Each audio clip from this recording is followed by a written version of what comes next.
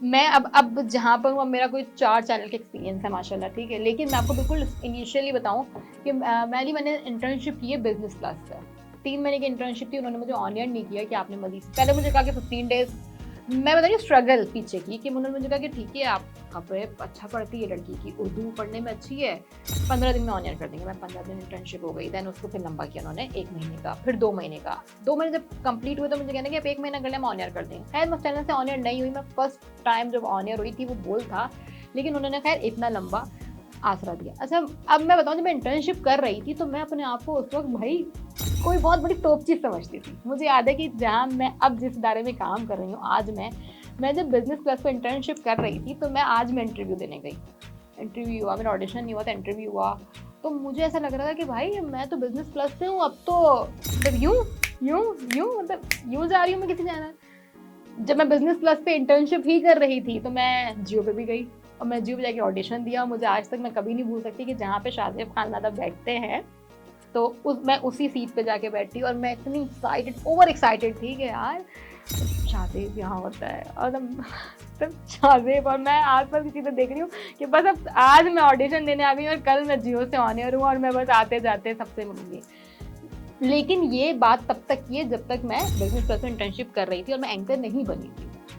लेकिन जब आपकी जब प्रैक्टिकल लाइफ स्टार्ट होती है, जब मैं बोलने आई, मैं सीखने लगी, मैं पढ़ने लगी, मैं ऑन एयर जाने लगी, उसके बाद फिर मैंने थोड़े टाइम किए 21, फिर मैं जाग में, देन सीटीवी।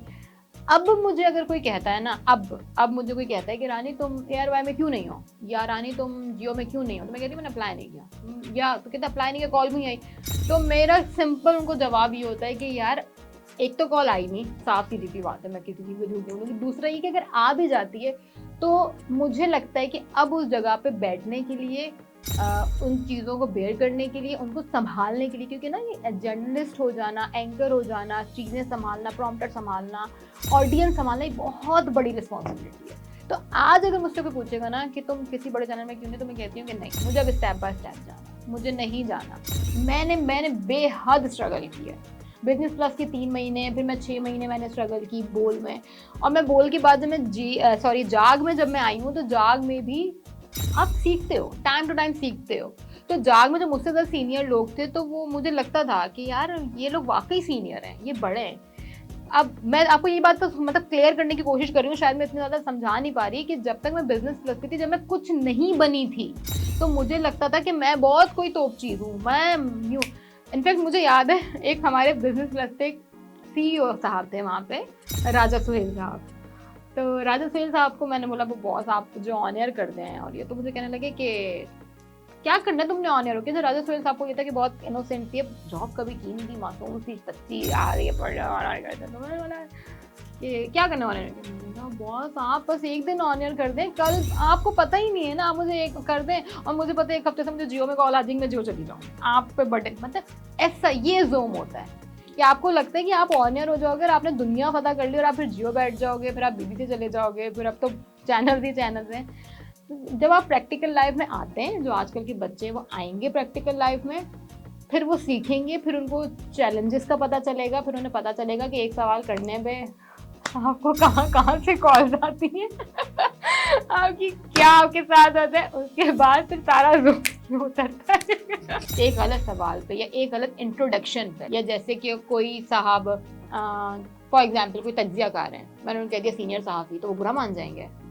और वो कभी-कभार ऑन एयर भी कह देते हैं कि बीबी आपको पता नहीं तो आपने कॉल पे कैसे ले लिया?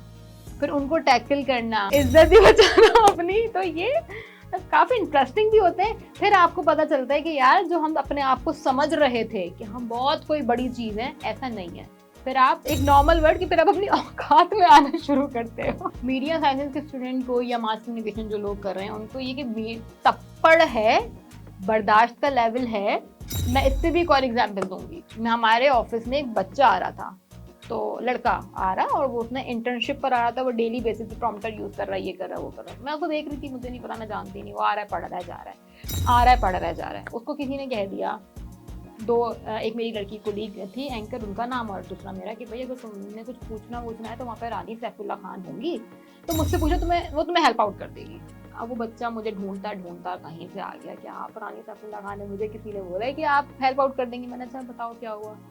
वो मुझे अपने 3 महीने से ऑफिस आ रहा था, मैं नहीं जानती थी, वो 3 महीने की स्ट्रगल बता के ना रोने लग गया। तो वो रोता रहा, मैं भी सुनती रही उसके 3 महीने का क्या जोइंग जाती हुई उसके साथ। जब वो रोता रहा तो मैंने आके मैं बोला, मैंने कहा तुम कितनी बार रोए हो? तो मुझे कहने लगा नहीं मैं रोता नहीं हूँ, मैं आपके सामने रोया हूँ। तो मैंने कहा तो फिर तुम्हारा भी स्टार्ट है, जब 50-60 बार रो लो ना तो समझना कि अब तुम कुछ कर सकते हो।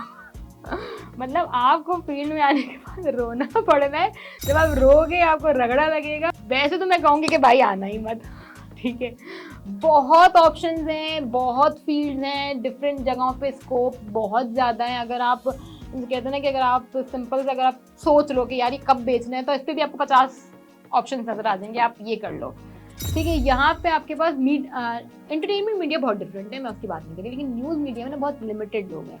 एंटरटेनमेंट मीडिया में लोगों को एक ही तरफ आना है, एंकर बनना है, एंकर बनना है, एंकर बनना है, चाहे वो पियोन हो न्यूज़ मीडिया का, किचन बॉय हो, वार्डरोब हो, मेकअप हो, एंड उनका ये होता है कि भाई आपने एंकर बनना है, चाहे रिपोर्टर हो। एंड सिचुएशन यही है कि आपने एंकर बनना है। तो उस एंकर बनने के लिए आपके पास दौड़ बहुत ज़्यादा है, क्योंकि ऑफिस में ही आपके पास अगर 10 एंकर हैं तो 400 उस लाइन में मौजूद हैं जो एंकर बनना चाहते हैं। तो उस दौड़ में आगे आना ना बहुत मुश्किल है, बहुत सफ़र करना पड़ता है, बहुत बर्दाश्त करना पड़ता है, और फिर एक्स्ट्रा ऑर्डिनरी अपने आप को मनवाना पड़ता है। एक्स्ट्रा ऑर्डिनरी कि आपको ये भी आता है, ये भी आता है, ये भी आता है, ये भी आता है। तो इसके लिए अगर आपके पास स्किल्स हैं, तप्पड़ है, स्टेमिना है, टॉलरेंस लेवल है, औकात है, तो बस फिर आप आगे आओ। अगर आप पहले से सोचोगे यार ये सब नहीं है, तो फिर आप कुछ और रोना बर्दाश्त कर सको, सबसे इम्पोर्टेंट